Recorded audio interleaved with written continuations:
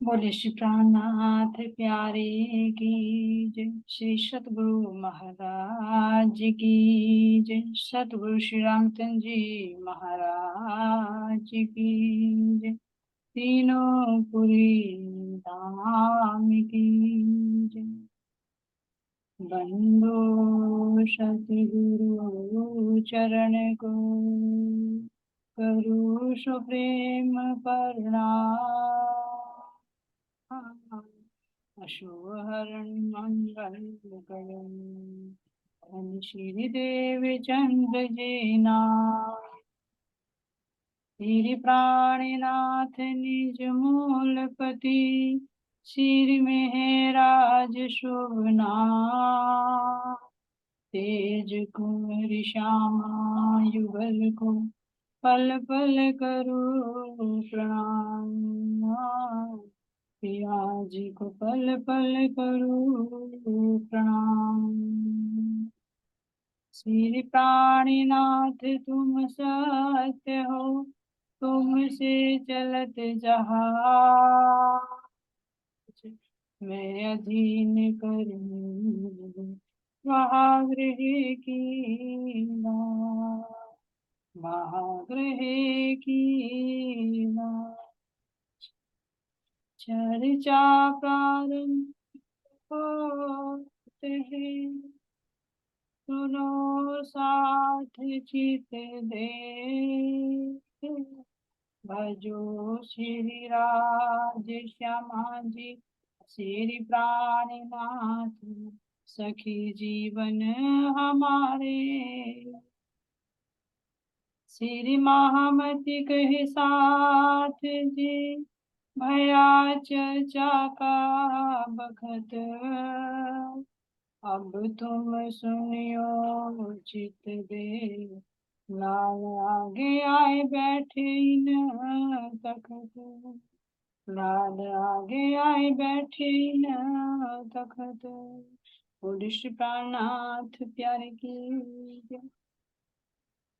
प्राणाधार प्यारे सुंदर साथ जी आप सबके धाम हृदय में विराजमान प्राण प्रियतम प्राण वल्लभ बेनूरी चरण कमलों में कोटि कोटि शबरीन चलते सुंदर साथ जी बेतक साहिब की तरफ। तो कल की मीटिंग में सुंदर साथ जी क्या चला था,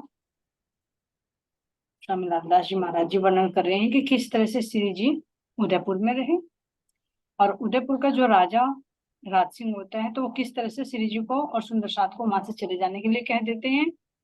तो श्री जी यहाँ से जब चलते हैं तो तुरंत क्या करते हैं, औरंगजेब की सेना यहाँ पर आक्रमण कर देती है उदयपुर में और श्री जी निकलकर यहाँ से चले जाते। तो कहाँ पर आते हैं वो आगे वर्णन करते हैं कि मंदसौर में है ना। अब कहो मंदसौर की आए उदयपुर से चल जब औरंग चढ़ा राणे पर हुआ मुलक चल विचल हुआ मुलक चल विचल। तो क्या कह रहे सुंदर साथ जी कि श्री जी अब उदयपुर से चलकर कहाँ आए, मंदसौर में आए और जैसे ही श्री जी आए औरंगजेब ने क्या कर दिया, जो प्रस्ताव भेजा था ना कि तुम्हें 5 परगने दे दूंगा तुम क्या करो मुस्लिम धर्म अपनाओ। तो जैसे ही राजा ने मना कर दिया था तो उसने क्या कर दिया, आक्रमण कर दिया और इस तरह से सुंदर साथ जी यहाँ के जनता को इतना परेशान किया कि सबका धन लूट लिया है ना, कभी फसलों में घरों में आग लगा दी, बहुत बुरी तरह से औरंगजेब की सेना ने यहाँ के सुंदर साथ को तहस नहस कर दिया। अब ये समय कौन सा होता, सुंदर साथ जी कह रहे हैं संवत 1736 लगा 37 जब मंदसौर के बीच में आई पहुंचे तब।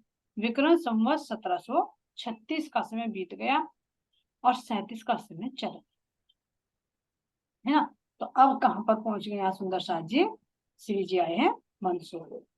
तो अब यहाँ पर कैसे कैसे घटनाएं घटती हैं उनका वर्णन स्वामी जी कर रहे हैं कि कैसे पहले कर रहे हैं कि अब सुंदर साथ ने जो फकीरी वेश धारण किया और श्री जी ने लिया।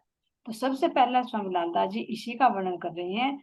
क्या कह रहे हैं सुंदर स्वरूप श्री जी का, इन समय फकीरी का भेक धरा अनूप शोभा छब स्वरूप की, बारो कोटक रूप। इस समय क्या कह रहे, श्री जी का मुखारविंद इतना सुंदर लग रहा है, और सारा ही विरक्त भेष, कह रहे ना फकीरी भेष, विरक्त भेष इतना सुंदर रहा है, भेक धरा अन्न, यानी ऐसा तो कोई स्वरूप है ही नहीं जितना सुंदर स्वरूप श्री जी का यहाँ पर लग रहा है। शोभा छब स्वरूप की, वारों कोटक रूप, ऐसे सुंदरता के सामने तो करोड़ों सुंदर रूप भी वार दे तो भी इस स्वरूप की बराबरी नहीं कर सकते। तो क्या कह रहे हैं यहाँ पर, गोटा शोभे सिर पर, ऊपर कंडपी, दो पुरत लोई धागे भरी, ये पहनत है टोपी। तो स्वामी लालदास जी सबसे पहले वर्णन कर रहे हैं कि श्री जी का मुखारविंद बिल्कुल जैसे चंद्रमा होता है ना, पूर्णिमा का चंद्रमा, इस तरह से शोभायमान हो रहा है। और शीश कमल पर क्या धारण कर रखी है उन्होंने, टोपी और कंडपी। टोपी कैसी होती है सुंदर सा, टोपी और कंडपी में अंतर होता है। टोपी कैसी होती है, कानों के ऊपर ऊपर, है ना, और कंडपी ऐसी होती है जिसमें कान ढके होते हैं, जैसे देखा हो तुमने महाराज जी पहने रखते हैं ना, सूरत वाले भी, है ना, और ये पन्ना जी वाले, यहाँ पर कई नवतनपुरी वाले भी, जो यहाँ तक के ढके रहते हैं कंडपी। तो कह रहे हैं कि कपड़े को लपेट कर क्या बनाया जाता है, गोटा, और फिर उसके ऊपर कंडपी। तो कह रहे हैं यहाँ पर, अति सुंदर तिलक बनियो, दो रेखा बीच बिंद, गोपी चंदन सुपेत का, मुख शोभित मानो चंद।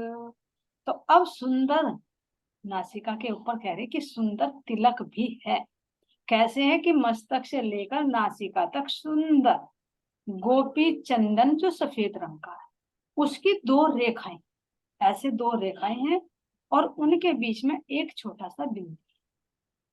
तो ऐसा सुंदर तिलक मस्तक पर शोभायमान हो रहा है, उसमें दो पतली पतली रेखाओं के बीच में छोटा सा बिंदु है, और इस चंद्रमा, इस तिलक को लगाकर श्री जी का जो मुखमंडल है, कह रहे हैं कि चंद्रमा की भांति शोभायमान हो रहा है। अब अपने चित्त में बसाइए सब रूप को, वैरागी में, है ना। शीश कमर पर सुंदर क्या है, टोपी, उसके ऊपर पगड़ी जो पहनती वो सूरी, कंडक, पगड़ी राज्य पे ध्यान जा रहा है क्योंकि उसी का एक प्रतिबिंब है ना। तो यहाँ पर कंडपी और गोटा जिसको कहा गया है, और मस्तक पर क्या सुंदर सा जी, यहाँ पर सुंदर तिलक। तिलक भी कैसा, जैसे राज्य के मस्तक पर दो रेखाएं पतली पतली, उनके बीच में बिंदी शोभायमान। और कैसा है तिलक भी, सफेद रंग का, जिसको गोपी चंदन, क्योंकि एक गोपी चंदन सफेद रंग का होता है, दूसरा लाल रंग का होता है, जिसको रक्त चंदन बोलते हैं। ऐसा सुंदर तिलक मस्तक पर शोभायमान हो रहा है। अब कह रही हैं, जे श्रवणी शोभा कानों मिले, दो बाले कंचन के, अब राजत छब प्यार की, लगा प्यार फकीरी से, लगा प्यार फकीरी से। अब कानों में दो सरवणी पहने, और कंचन रंग के दो बाल कानों में सुशोभित हो रही है। उनकी यह प्रेम भरी छवि बहुत अधिक शोभायमान हो रही है, क्योंकि अंदर से बार बार राज्य की ही वो झलक आती है। भले ही यहाँ के तन पर धारण किए हुए हैं, लेकिन मूल स्वरूप का प्रतिबिंब यहाँ पर झलकता है हर अंग। तो यहाँ कह रहे हैं कि कानों में क्या धारण किए हुए, सरवणी है, और दो कंचन रंग की बाली शोभायमान। श्री जी का इस वैरागी वेशभूषा से बड़ा ही लगाव हो गया।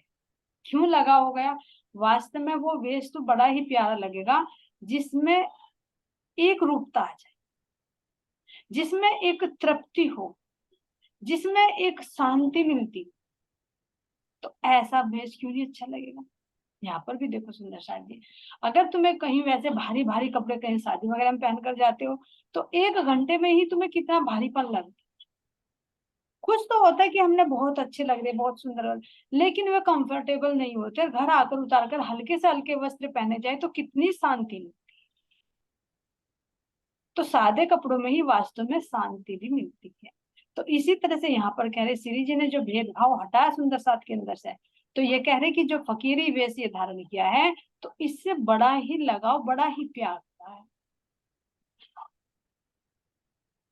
यहाँ पर सुंदर साथ जी आगे क्या कह रहे हैं, पहनी कंठी तुलसी की, और बड़ी माला चार, अति शोभित अंग मेखली, लोई धागे भरी शुमार। अब क्या कह रहे हैं, श्री जी के गले में एक कंठी धारण की हुई, श्री जी ने कंठी यानी कंठ से लगी हुई, जैसे हमारी श्यामा जी के कंठ में है, कंठ से गले से बिल्कुल लगी। तो वो कंठी कैसी है, तुलसी की, और उसके नीचे और बड़ी मालाएं, चार और मालाएं धारण कर श्री जी अपने चित्त में स्वरूप को बसाते रहे ना। एक एक अंग में श्री जी ने कौन कौन से आभूषण धारण किए, कैसा स्वरूप परम धाम में है, और यहाँ आकर कैसा फकीरी वेश धारण किया था, है ना। तो पहली कंठी तुलसी की, तुलसी की माला गले में कंठी है जो कंठ से लगी हुई है, उसके नीचे और चार बड़ी मालाएं सुशोभित हो रही हैं। अति शोभित अंग मेखली, लौ धागे भरी, और ऊनी धागों से भरी हुई, क्या कह रहे हैं, उनके शरीर पे लंबा चोला बहुत ही सुशोभित हो रहा है। अति शोभित अंग मेखली, जिसको मेखला कहा जा रहा है, सुंदर साथ जी। मेखला, ये ध्यान देना कि मेखला क्या होता है, जैसे मेखला होता है, मेखला भी बोलते हैं इसको, और अल्फी भी, चोला भी। जैसे राजी महाराज जी ने लंबा कुर्ता धारण किए हुए है ऐसे, तो उसको कह रहे हैं कि अंग पर क्या सोई हुई है, मेखली यानी लंबा चोला जो घुटनों से नीचे तक है, उसको कह रही हैं अति शोभित अंग मेखली, जिसको चाहे चोला बोल दे और चाहे इसको अल्फी बोल दे, इसी के नाम है। तो ऐसे श्री जी का घुटने से नीचे तक सुंदर मेखली धारण किए हुए हैं, और ऊनी धागों से बनी हुई चादर भी उन्होंने धारण कर रखी। लोई, जिसको कह देते लोई, गरम लोई होती है, तो ऊनी धागों से बनी हुई चादर है ना चौपाई में, लोई धागे भरी सुना, ऊनी धागों से बनी हुई लोई भी, यानी जैसे चादर होती है, जैसे श्री राजी महाराज जी के कंधे पर पिछोरी है, ऐसे श्री जी ने यहाँ पर क्या धारण कर रखी है, लोई धारण की हुई है कंधे पर। अब क्या कह रहे हैं, और गुदड़ी ओढ़न की, हाथों लई बनाए, शैली सुमरनी मुक्त का, अंग शोभित है ताहे। अपने पुराने, अपने ही हाथों से पुराने कपड़ों से बनाई हुई गोदड़ी भी है, जिसका ओढ़ने में प्रयोग करते हैं। देखा अपन नजी में भी है ना, किस तरह से उसके अंदर भरे हुए हैं। तो अपने हाथों से पुराने कपड़ों की गोदड़ी बना रखी है, किसके काम आती है, ये ओढ़ने के काम आती है, कह रही इसलिए, और गोदड़ी ओढ़ने की, ओढ़ने के लिए, ताकि सर्दी वर्दी में अपनी ठंड से बचाओ। हाथों नहीं बनाए, अपने हाथों से, शैली सुमरनी मुत्का। अब क्या कह रहे हैं, अपने गले में एक शैली भी धारण की हुई। शैली कैसी होती है, ऊनी और रेशमी धागों से ही बनाई जाती है। जो सूफी फकीर होते हैं ना, तो वो लोग इसको गले में धारण करते हैं। तो इसलिए कह रहे हैं यहाँ पर कि शैली भी है, और सुमरनी, जो छोटी माला होती है ना, 27 दोनों की जो होती है शायद, जाप करने वाला, तो एक हाथ में क्या है, सुमरनी छोटी माला है, और दूसरे हाथ में क्या ले रखी है उन्होंने, छड़ी रख रखी। एक हाथ में सुमरनी है तो दूसरे हाथ में छड़ी है, और गले में क्या है, इनके शैली है। इस प्रकार से उनके अंग अंग में वैराग्य की तरह की वेशभूषा सुशोभित हो रही, संसार से विरक्त होकर ये वैरागी वेश धारण किया है। अब आगे क्या कह रही है, ऊपरनी धोती अंगोछा, पहरे और बांधे कमर, ये छवि ब्रह्मांड में शोभा सब ऊपर। अब वे क्या कह रही हैं कि जैसे गर्मी की ऋतु आती है ना, तो उसमें क्या कह रहे हैं, ऊपरनी धोती अंगोछा, वे आधी धोती को तो पहन लेते हैं, आधी धोती को ओढ़ लेते हैं। जैसे लंबी धोती होती है, देखा होगा पहले बुजुर्ग, आधी को तो लपेट लेते हैं और आधी को कंधे हाथ पर डालकर ऊपर भी डाल, हाँ, तो वही ओढ़ने की और वही पहनने की जाती। तथा कमर में क्या बंधा हुआ है, अंगोछा बंधा हुआ है। श्री जी की यह शोभा ब्रह्मांड में सर्वोपरि है। क्यों सर्वोपरि है, क्योंकि ये जो वेशभूषा धारण करके कहते सर्वोपरि है ये वेशभूषा। आखिर क्या है इसमें जो सर्वोपरि, क्योंकि एक तो धामधनी ने यहाँ संसार में आकर ये वैरागी वेश धारण किया है, तो ऐसा ऐसा किसी ने अब तक धारण नहीं किया। क्यों नहीं किया? क्योंकि ये जो श्रृंगार आता है ना, वैरागी वेश, ये हर एक पंथ का लिया हुआ है, हर एक का। क्या संकेत देता है? ये नहीं कि सबकी नकल करके एक जगह मिला दिए, ये दर्शाते हैं कि उनके अंदर कौन है? साक्षात पूर्ण ब्रह्म परमात्मा। तो जितने भी धर्म संप्रदाय वाले हैं, जितने भी संत पंथ हैं, इन सब की वास्तविकता श्री जी के अंदर ही तो है। जो कहा कि 1,20,000 पैगंबर भी उनके अंदर में ही विराजमान है, सब उनके चरण रज चाहते हैं। तो इसलिए यहाँ पर संकेत दर्शाया है कि सबकी वेशभूषा इन्होंने धारण की है। अब कैसे धारण किया सुंदर साथ जी? अब ये देखिए यहाँ पर आगे आगे लेंगे इसको। एक पात्र तुम्बे का और तुम्बा कमर, साज सबे झोली मिने राखत कांध ऊपर। अब श्री जी का क्या कह रहे हैं कि दो तंबूरे भी ले रखे। तंबूरा किसको कहते हैं? जैसे पेठे वगैरह को काट कर ना, उसका खाली अंदर का तो निकाल देते हैं उसका मुद्दा, और छिलक जो होता है मोटा, उसका पानी पीने का एक पात्र बना ले, जिसको तुम्बा बोलते है ना। तो दो तुम्बे, एक तुम्बा आगे लिए हुए है और एक तुम्बा पीछे। आगे किसमें? यानी हाथ में जो लिया हुआ वो तो पानी भरने के पीने के इस्तेमाल के लिए, और वैसे सोच क्रिया आदि के लिए। जो पीछे तुम्बा लटका हुआ वो भी क्योंकि चल रहे हैं, तो कहाँ चलाएंगे उसको, बर्तन को अलग से सोच आदि क्रियाओं के लिए। तो एक तंबूरा आगे लटका हुआ है, तो एक तंबूरा कमर पर बांधे हुए और कंधे पर क्या रख रखी है? झोली, पोटली बांधकर कंधे पर टांग रखी है, जिसमें उनके वैरागी वेशभूषा का सारे श्रृंगार की सामग्री। ऐसा पहनी पाँव में पन्ही, चलत चटकनी चाल, संग के तक मोमिन चलत होत खुशहाल। अब श्री जी ने अपने पैरों में क्या पहन रखी है? पन्ही, जिसको कहते हैं खड़ाऊ, जो लकड़ी की बनी होती है ना। जब वैरागी वेश धारण कर रखा तो ऐसे थोड़े पहनेंगे, वो खड़ाऊ ही पहनेंगे। तो श्री जी ने अपने पैरों में क्या पहन रखी है? खड़ाऊ पहन रखी है, बड़े ही उल्लास से, लटकने मटकने मस्त चाल से चल। ये नहीं कि कुछ दुख है, कुछ हृदय में खुशी है। कह रहे ना कि मुझे प्यार हुआ वैरागी से, इस वैरागी वेश से प्यार हो गया, तो क्यों नहीं लटक मटक के चलेंगे। जब नया नया श्रृंगार होता है, तो जैसे यहाँ पर भी दुल्हन मटक लटक कर चलती है, तो श्री जी को तो इस फकीरी से प्यार हो गया, तो वो इस वेशभूषा को धारण करके क्यों नहीं लटकनी मटकनी चाल से चलेंगे। और जो सुंदर साथ जिन्होंने हंस हंस कर लिया था, तो वे भी लटक मटक कर चल रहे हैं। लेकिन जिन्होंने रोध होकर श्रृंगार धारण किया था, वो मुंह लटका कर चल रही है। अरे कैसा वेश बनवा दिया हमारा, है ना। तो यहाँ पर कह रही है, संग के तक मोमिन चलत हो तो खुशहाल। तो यहाँ पर कुछ सुंदर साथ हैं जो वे भी धनी के साथ खुश होकर चल रहे हैं। क्यों खुश होकर? क्योंकि एक वेशभूषा में एक दिली हो गई बात।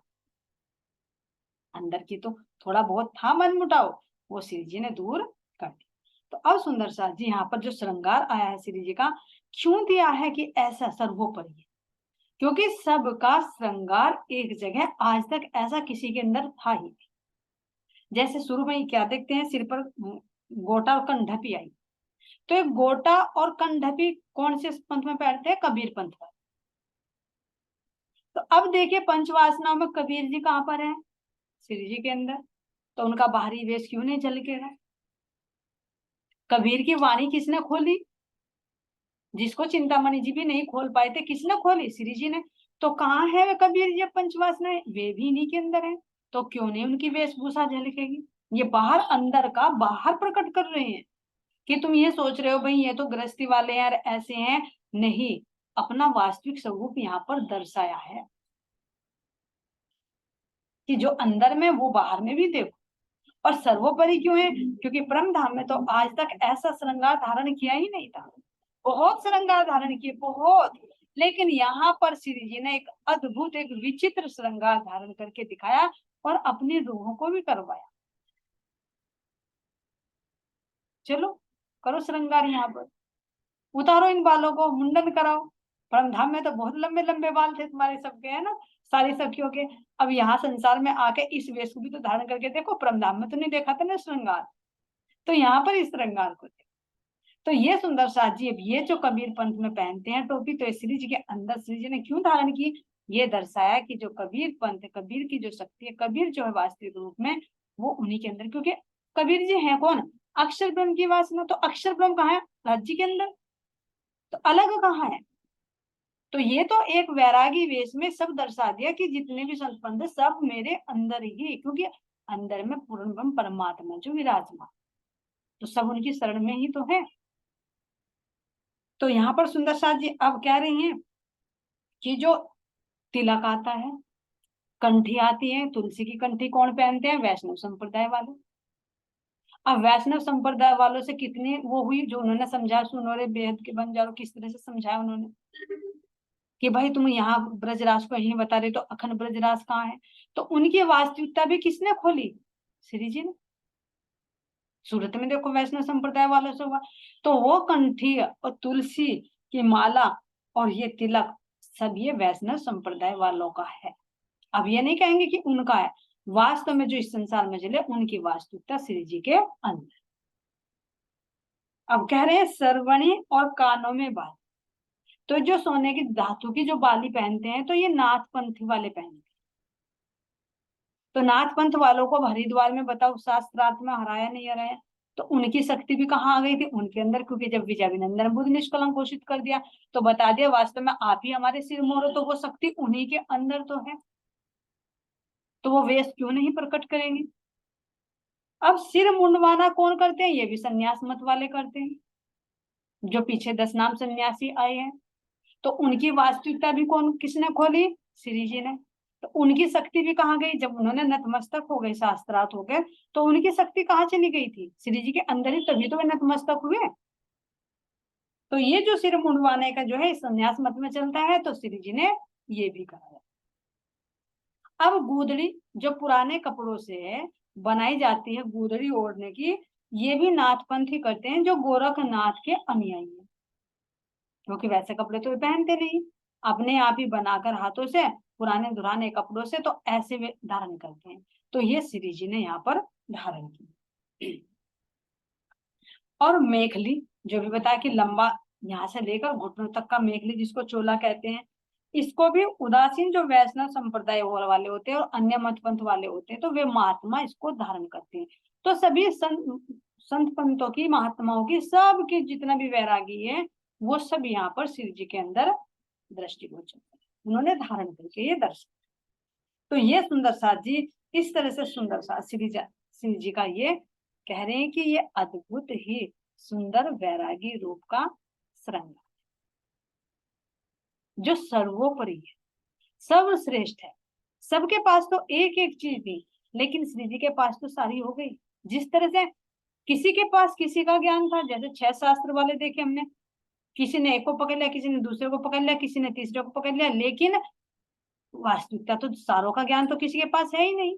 लेकिन राज्य महाराज जी श्री जी के पास तो सारे ही वेद शास्त्रों का सबका ही सार उनके पास है, क्योंकि परमधाम जो निज बुद्ध है, जो जागृत बुद्ध है अक्षर ब्रह्म की, तो उन्होंने सारे वेद शास्त्रों का, सबका, ग्रंथों का, मंत्र पंथों का खोल दिया। तो सारी शक्ति कहाँ निहित है? उनके अंदर। तो बाहर से वो दर्शा दिया कि यो वैरागी वेश कैसा शिव जी ने यहाँ पर धारण किया है। और ऐसे ही सुंदर साथ जी और सुंदर साथ ने भी यही वेश धारण किया। और जो बायजूराज महारानी थी, उनको भी यहाँ पर सफेद वस्त्र और ये सन्यासिनी का ही वेश धारण कराया, जितनी महिलाएं भी थी साथ, ये नहीं किसी एक को, सबके लिए, सबको एक रूपता है। तो यहाँ सुंदर साथ जी कह रहे हैं, सबों ने भेक पहनिया देख अपने साहिब, चाहा खेल देखन की हुई बड़ी खुशहाली तब। तो सब सुंदर साथ ने जब अपने प्रियतम को, राज्य महाराज जी को, श्री जी को देखा कि वही विरक्त वेश में है, तो ऐसा तो कोई हो नहीं सकता कि श्री जी ने वैरागी वेश धारण कर लिया हो और हम अपने नॉर्मल ड्रेस में। तो सबने ही यहाँ पर धारण किया, उनका अनुसरण किया। क्यों? क्योंकि मायावी खेल को देखने की इच्छा के पूर्ण होने से सुंदर साथ में बहुत अधिक आनंद होगा। अरे हमने ये वेश भी यहाँ पर धारण, ऐसा वेश नहीं हमने धारण किया था परमधाम में, तो क्यों हम क्यों श्री जी के पीछे रहे? जब हम परमधाम में राज्य की इच्छा के अनुकूल श्रृंगार करते हैं, सखिया श्रृंगार करके आवे जैसा धनी जी के मन भावे, तो जब परमधाम में हम राज्य के मन भावन श्रृंगार सजते हैं, तो यहाँ कैसे रह जाती वो रूह? तो जिन्होंने पहचान कर ली, जो खेल को देख रहे थे, तो उन्होंने कहा कि खेल में हम आनंद ले रहे हैं, जैसा श्री जी की इच्छा हो रही है, जैसे राज्य की इच्छा हो रही है, वैसे हम यहाँ पर श्रृंगार धारण कर रहे हैं। और जिसको पहचान नहीं हम जैसों को, तो हम जैसों ने वो धारण नहीं किया होगा, बाहर की दृष्टि से देखा होगा, अरे कहाँ कहाँ से हम आए, यहाँ पर कैसे कैसे वेश धारण करने पड़ गए, भाई भागो अपने को, हमारे बस की नहीं है ऐसे कपड़े पहनने, हमारे बस की नहीं है तंबूरा लटकाना, है ना। तो ये सही पूछे व्यक्ति का वेश है, ये दर्शाता है कि संसार से अब कोई लगाव नहीं है, केवल एक इच्छा है, धनी की। तो ऐसी इच्छा सुंदर साथ जी, वास्तव में अगर धनी को प्राप्त करना होता है तो ये इच्छा जरूर आती है, जीव भी इंद्रियां भी संसार से विरक्त हो जाती, भले ही घर में रहे, लेकिन वो जो चित्तवृत्ति उनमें रहती है वो नहीं रहती, क्योंकि वृत्ति एक ही जगह रहेगी। अगर बाहर के ओढ़ने में, पहनने में, खाने में, पीने में, इसी में चित्तवृत्ति हमारी विचलित है, तो फिर अंतर्मुखी होने में थोड़ी प्रॉब्लम बनती है। लेकिन जो अंतर्मुखी हो जाएगा तो बाहर से उसका ध्यान हट जाएगा। वो तो फिर राज्य महाराज जी के हुक्म से शरीर ही जब ये कह देता है ना कि अब बहुत हद हो गई, थोड़ा सा मेरा भी तो ध्यान रख, तो जब कोई बीमारी घेर लेती है, कमजोरी घेर लेती है, तब याद आता है कि कमी कहाँ हुई थी, है ना। जैसे कहते भाई घर में फ्रिज में सामान भी रखा, फल भी रखे, लेकिन कहे कि पानी में लगे, भाई ध्यान ही नहीं है खाने पीने का। जब शरीर बिल्कुल डाउन हो गया, जब याद आया कहाँ लापरवाही थी, अरे यहाँ लापरवाही थी। अगर मशीनरी को ठीक नहीं रखेंगे तो कैसे काम चलेंगे, गाड़ी में तो पंचर होना ही होना है, तो इसकी भी तो रिपेयर जरूरी है। तो ऐसे सुंदर साथ जी श्री जी ने पीछे भी कहा, यही है जो निर्गुण वेश और निर्गुण आहार है। ये निर्गुण कहा ना, निर्गुण वेश, तो यही है निर्गुण वेश, और यही है निर्गुण आहार भी, जो मोमिनों को बताया। जो अब देखो निर्गुण वेश और निर्गुण वस्त्र, ये कैसे होती है, अभी यहाँ पर आएगा। क्या कह रहे महाराज जी कि निर्गुण वेश की जो बात हो रही है, निर्गुण रूप उन्होंने धारण किया। तो अब यहाँ पर देखो श्री जी ने सफेद वस्त्र ही धारण किया, यहाँ पर लिखा हुआ तो नहीं मेरे नजर में आया, लेकिन फिर भी कहीं ना कहीं तो होगा ही। तो सफेद वस्त्र धारण किए जाते हैं, जो बाहर के वस्त्र त्याग कर जो एक सन्यासी के वेश धारण किए जाते हैं। तो दो तरह के वस्त्र किए जाते हैं, एक तो भगवा वस्त्र, है ना, और जैसे हमारे योगी जी पहनते हैं, हमारे नर्तनपुरी महाराज जी वाले पहनते हैं, है ना, ऐसे भगवा रंग के, और एक तरह के सफेद। तो भगवा वस्त्र जैसे होते हैं कि इसका क्या मतलब है, इसका संकेत यह है कि जो हमारा वो है ना अथर्ववेद, तो उसका ऋषभ सूक्त आता है, उसमें वर्णन है कि जैसे सूर्य उगता है ना, तो सूर्य उगते हुए सूर्य की जो लालिमा होती है, तो ऐसे तो रंग भगवे का होता है। तो उसको बताया गया कि परमात्मा की जो त्वचा होती है, तो उसका रंग ऐसा है जैसे उगते हुए सूर्य की लालिमा।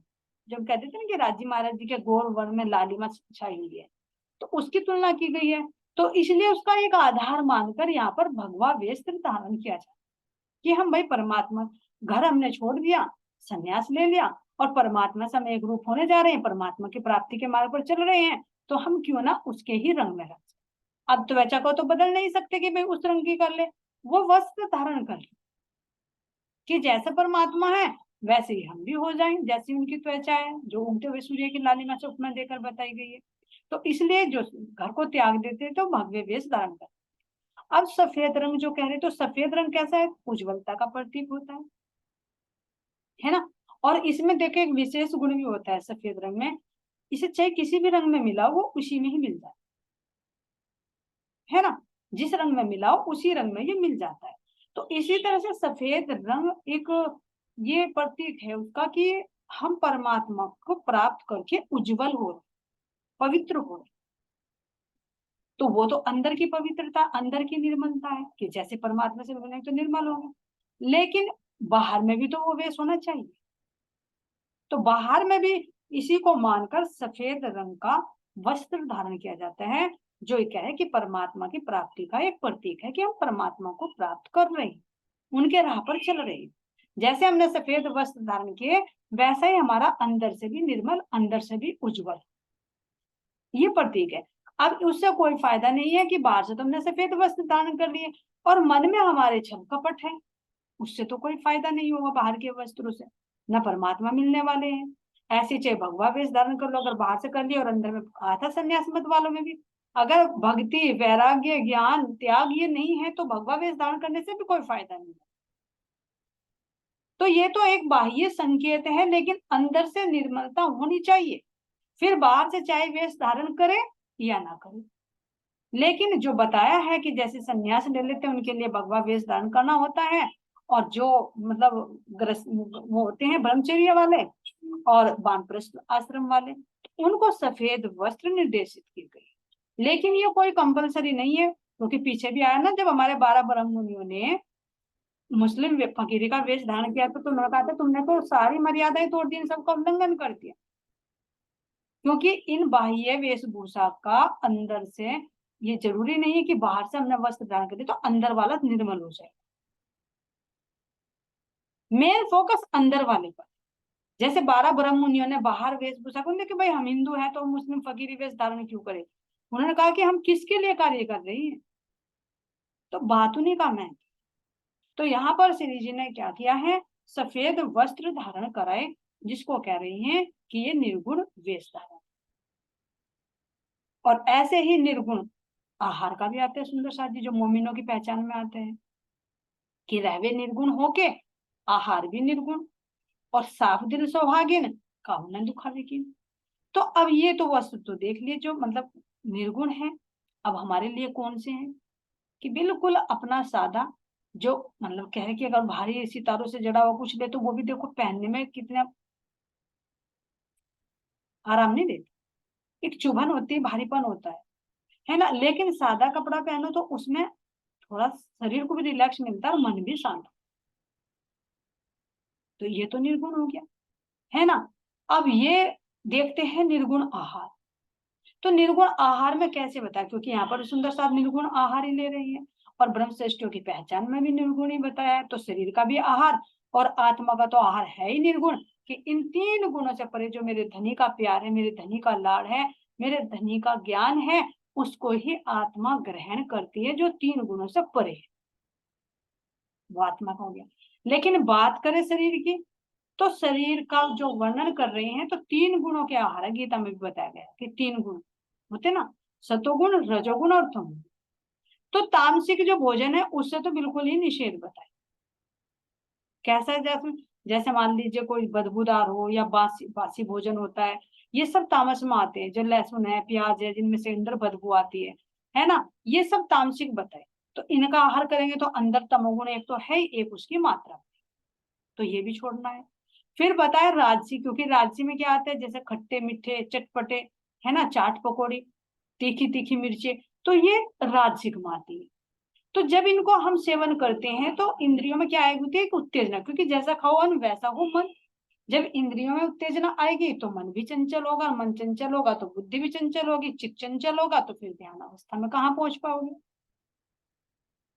अब बताया तीसरा बता सात्विक। तो सात्विक वो होता है जो चिकनाई से युक्त हो, है ना, और जिसमें खाने में एक सात्विकता, चिकनाई भी हो, ताजा हो, जैसे फल हो गया, दूध हो गया, है ना, जिसके अंदर कोई मतलब जीव हत्या भी ना हो, जैसे भाई तमोगुण में तो मांस अंडे ये सब आ गए, है ना, तो सात्विक तो हो। लेकिन महाराज जी कह रहे कि सात्विक भी इतना ना हो कि ठूस ठूस कर बारी, कि अगर हम दाल रोटी खा रहे हैं, दाल चावल ही खा रहे हैं, है ना, और उसको भी इतना खा लो, इतना भी खा लो कि सांस ही ना आए, फिर तो वो भी तो अंदर तामस बढ़ाएगा ना, उसे भी खाकर निंद्रा ही आएगी, जम्भाई आएगी, आलस्य आएंगे। तो उसको भी इतनी मात्रा में लेना है जितने तुम्हारे शरीर के अंदर तामस ना बढ़े, सात्विक के अंदर से। जब रोटी खाते हैं तो देखो उसके अंदर भी एक नशा होता है, खाते ही क्या होती है, क्रिया नहीं होती, कोई भी ज्ञान की बात नहीं होती, क्योंकि आलस्य आने लगता है, इसके अंदर भी एक नशा होता है। लेकिन अगर उससे ज्यादा लेंगे तो अंदर तामस की मात्रा बढ़ेगी। तो इसलिए कह रहे हैं कि सात्विक भोजन और अल्प मात्रा में, जितने में शरीर चलता है। ये भी नहीं कहा कि बिल्कुल ही खाओ ना, या खाओ तो इतना खाओ कि वो तामस बने, बीच का माध्यम की मात्रा लिमिट। तो इसलिए कह रहे हैं कि सात्विक भोजन हो और इतना हो जितने में हमारी शरीर की पूर्ति हो जाए, ज्यादा तो वो माना जाएगा निर्गुण आहार। सात्विक भोजन भी अल्प मात्रा, वो हो गया निर्गुण आहार। और वस्त्र ना ज्यादा भड़कीले ना ज्यादा फटे हुए, ना उसमें अपने सादे में, मतलब जितने में अपने को कंफर्टेबल रहे, चित्त वृत्ति ना भटके, तो वो हो गया निर्गुण। मेन पॉइंट ये है कि खाना भी ऐसा हो जिसके अधीन हमारी इंद्रियां ना हो जाए, पहनना भी ऐसा हो जिसके अधीन हमारी इंद्रियां ना हो जाए, जो हमारी वृत्ति को विचलित ना करे, वो हो गया निर्गुण। तो यहाँ पर सुंदर साथ जी श्री जी ने कह रहे हैं कि निर्गुण वेश धारण किया और निर्गुण ही उन्होंने आहार लेना यहाँ पर शुरू कर दिया। आहार तो पहले से ही शुरू ले रहे थे यहाँ पर। तो यहाँ सुंदर साथ जी ये कह रही है महाराज जी ने कि सभी सुंदर साथ को ये धारण कराया। श्री पाई जी भेक बनाया शोभित है निर्गुण। आ गया ना, बाईजू राज महारानी ने भी जो वेश बनाया वो भी निर्गुण वेश धारण किया। साज फकीरी राखत जंग दज्जाल से करे मोमिन। अब यहाँ पर क्या किया इन्होंने कि सारा वैराग्य की वेशभूषा का सामान जो कौन रखती थी, अपना बाईजू राज महारानी। इस प्रकार सुंदर साथ ने माया से युद्ध किया। तो अलग अलग सुंदर साथ जी श्री जी ने भी और बाईजू राज महाराज ने भी श्वेत वस्त्र यहाँ पर धारण कर।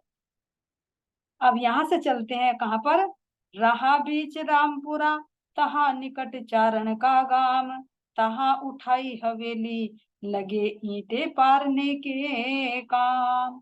अब यहाँ पर सुंदर साथ जी जब श्री जी उदयपुर से चलते हैं तो उदयपुर और रामपुरा के बीच क्या पड़ता है, एक गांव पड़ता है, जिस गांव को कह रहे हैं कि पूरणमल जो चारण था वो उसका मुखिया था। पूरणमल चारण, चारण कहते हैं गायन करने वाले, जैसे चारण होते हैं, भाट होते हैं, ये गायन कर करके पैसे लेते रहते हैं, तो उनका गांव था। तो यहाँ पर सुंदर साथ जब वो उदयपुर से तो आ गए और अभी मंदसौर में कहीं अभी चले आए नहीं, ठिकाना नहीं मिला, तो यहाँ पर सुंदर साथ अपने हाथों से ईंटें बना बनाकर सुंदर हवेली बनाते हैं। उस हवेली में जो बुजुर्ग थे, महिलाएं थी, उन सबको यहाँ पर ठहरा देते हैं, क्योंकि रहने का ठिकाना तो जरूर है। तो यहाँ पर सुंदर साथ अपने हाथों से ही एक हवेली का निर्माण करते हैं। अब आगे सुंदर साथ जी अगली मीटिंग में देंगे। बनाए ठाड़ी हवेली करी स्वरूप रहे तिनमें, पूरणमल चारण वह गाम था उनसे, वह गाम था उनसे। बोले श्री प्राणनाथ प्यारे की जय, श्री सतगुरु महाराज की जय, श्री पन्ना धाम की जय। प्रणाम जी, सभी सुंदर साथ के चरणों में कोटि कोटि से प्रेम प्रणाम।